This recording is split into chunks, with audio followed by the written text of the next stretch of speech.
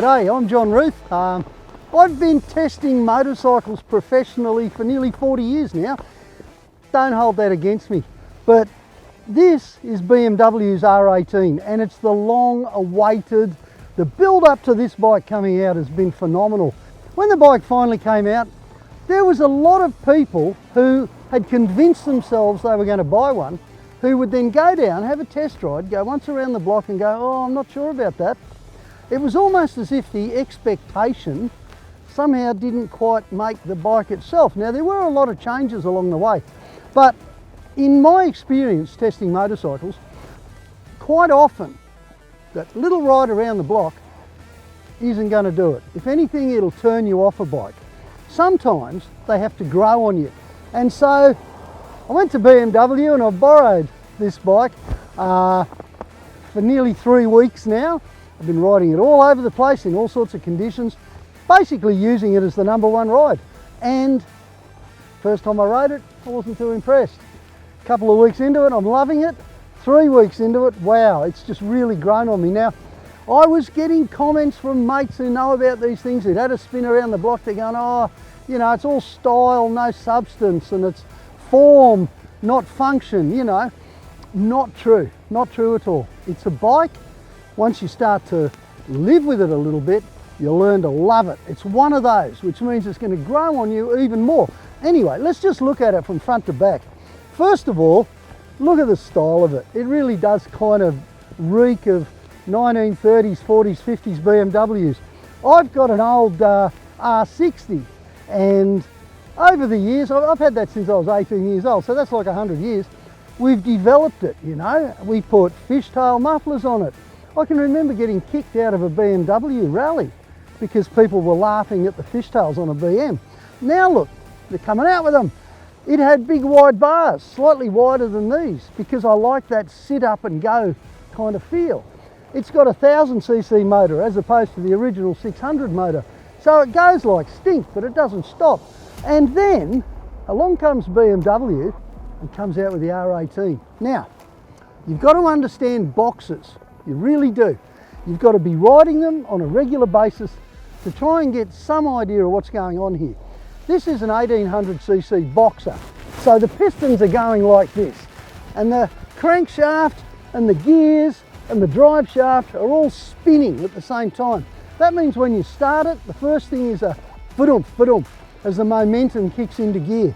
And then it does all sorts of strange things from there on.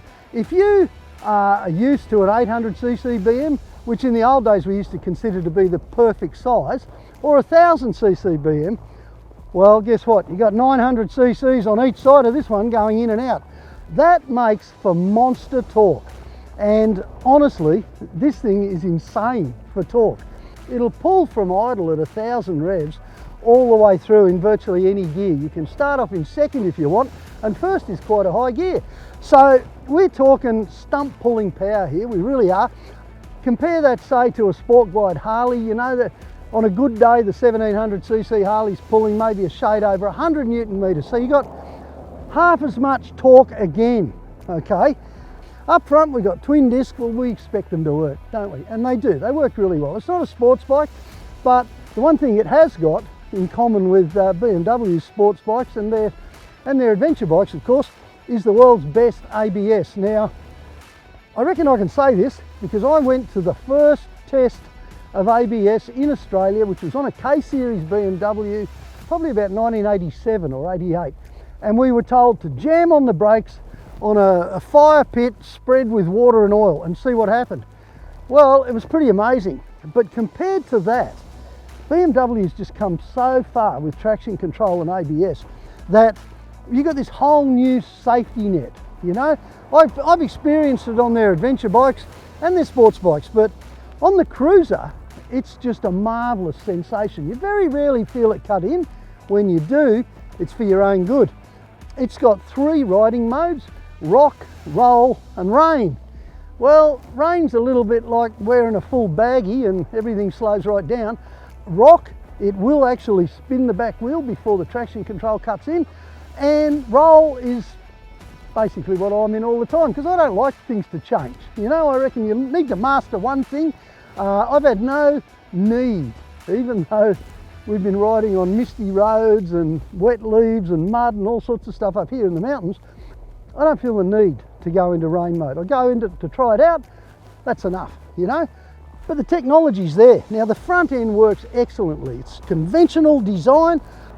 As far as cruisers go, this is just spot on, it really is. We get to the motor. I've talked about the momentum of such a big engine and the torque. There's a couple of other things. You can tell this motor isn't working because it doesn't make any heat. I mean, it's got massive cylinder barrel finning and it's got an oil cooler down the front here. At the end of the day, you can touch the rocker covers after you've been doing 100 miles an hour down the highway. Not that you would do 100 miles an hour down the highway, although the bike will all day long. 6 gears is probably unnecessary. That's what I thought at first, given the amount of torque, but somehow it just seems to work really nicely. What it means is that you can slot into this lovely comfortable spot somewhere between 2200 and 2800 revs when the motor's hardly working at all. 3rd or 4th gear will see you cruising through a bunch of 40, 50, 80 kilometre an hour corners. You can actually go up a gear rather than down. It's also got an electric reverse gear, which you hardly ever need, but when you're talking, you know, 350 kilograms, you want something in some situations just to get you out. You can touch the foot pegs down. They'll come in fairly soon. I mean, it's a very low seat height. That's something else too. The view from the seat is just fantastic. Looking this way over the bars, it looks like a real motorcycle. It's got handlebars that bolt on and off. I mean, these are beautiful features. The clutch fluid and the brake fluid, the wide levers, it's just lovely design. And somehow they've resisted the temptation to go all space age. This single speedo and headlight unit, the headlight's brilliant by the way, it's reminiscent of the old BMs, you know, like my old R60. Reminiscent, but deadly accurate. And along with the mode button, it'll tell you which gear you're in. There's a menu over here, so you can get everything from the time to how much fuel you're using, all the rest of that stuff. Very easy to read. In fact, it's just above where it says Berlin built, and they're not kidding. They're proud of this bike with good reason. Whole lot of reasons. Moving back, this is not the most comfortable seat on earth. Okay, a 300k day, you're going to want a sheepskin by the end of it. The rear seat on this particular bike, my wife was belting me in the ribs at about 150 k's on our 300k ride. I don't think she fancied it. She actually commented that it was less comfortable than our old 1984 Harley, and that is literally a hanky on the mudguard. So it's not the world's best back seat, but it'll certainly do the job if you're just looking to take, you know, that friend you just met all the way back to your place. Plenty of room here, just glorious, it really is. The rear suspension, that's the biggest letdown in the whole bike, it really is.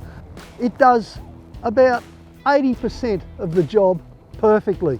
And then, because they've gone to so much trouble to bring up that round tube rear end, which was a real old school BMW thing, they've hidden the suspension unit underneath, and when it bottoms out, you know about it. Doesn't happen very often, and when it gets lost on a string of corrugated bumps, you know about it then too. It doesn't really hop around though because of the size of the back tyre and because of the amount of traction it's got. It's just not a comfortable feeling for the pillion. So that's about where we get to with that. When you add it all up, you have to look at it in the perspective of BMW think, if you want, which is pretty much the same as a lot of the major manufacturers. BMW is probably leading the field. Nobody wants a dead standard motorcycle anymore. They buy something and then they start doing it up. Now this is the first edition of the R18. This bike, the way it comes, in my mind, is probably the most underrated cruiser there is. And the reason I say that is because if you bought one and you taught yourself to ride it properly and you got into it, you're going to be doing some amazing stuff. And because it's a BMW with that shaft drive and the diff, this such an understressed engine, it's just going to last forever, you know. I mean, look at my old BM, it's still going. This R18 is without a doubt the most exciting cruiser I've ridden. A cruiser that takes a lot of learning, but it responds with a whole lot of loving. And if you want to give your mates on their Harleys a bit of a roar for the money, well, let's wait for the accessory pipes and then go out and do them, will we? I got Harleys at home, I got old BMs at home. This would pretty much replace them all.